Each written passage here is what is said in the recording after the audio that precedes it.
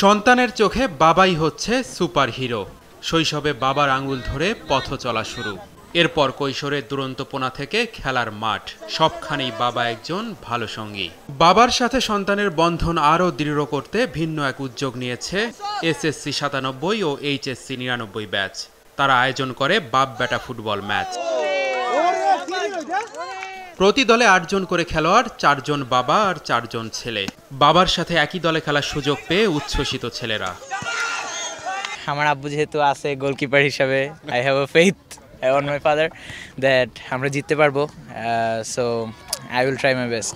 আমি আমার ছেলের সাথে পিচ শেয়ার করছি, so his idol is Ronaldo, but he will be playing with me.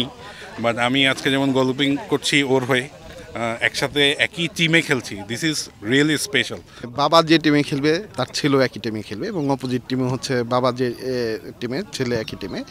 তো আশা করি কম্পিটিটিভ ম্যাচ হবে। মেসির মতন পারফরমেন্স করে বাবাদেরকে হারাতে চাই, কিন্তু আমি এরকম পারফরমেন্স সাধারণত করতে পারি না, যেহেতু ডিফেন্সে খেলি।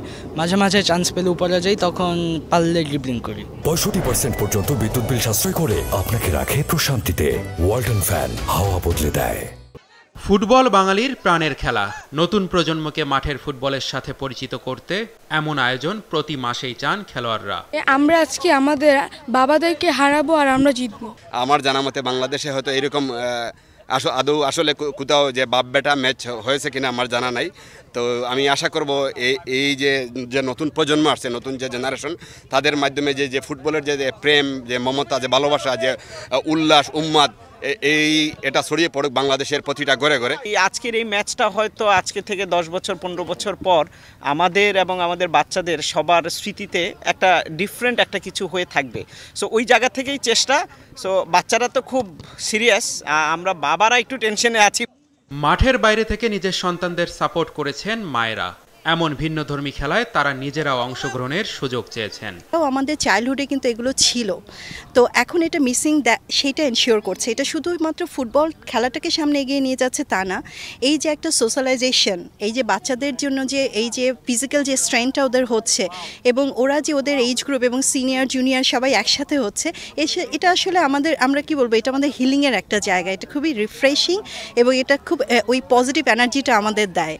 আমরা তো বলছিলাম আজকে যে আমরা মারাও খেলতে যাই।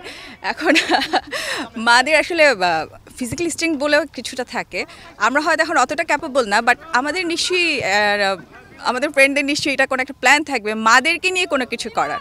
এখানে যে এই আয়োজনটা করেছে, এখানে কিন্তু শুধুমাত্র যে শুধু খেলাটা সেইটা না, এখানে বাবার সাথে সন্তানের একটা রিলেশনও কিন্তু ডেভেলপ হচ্ছে, যেটা খুবই দরকার।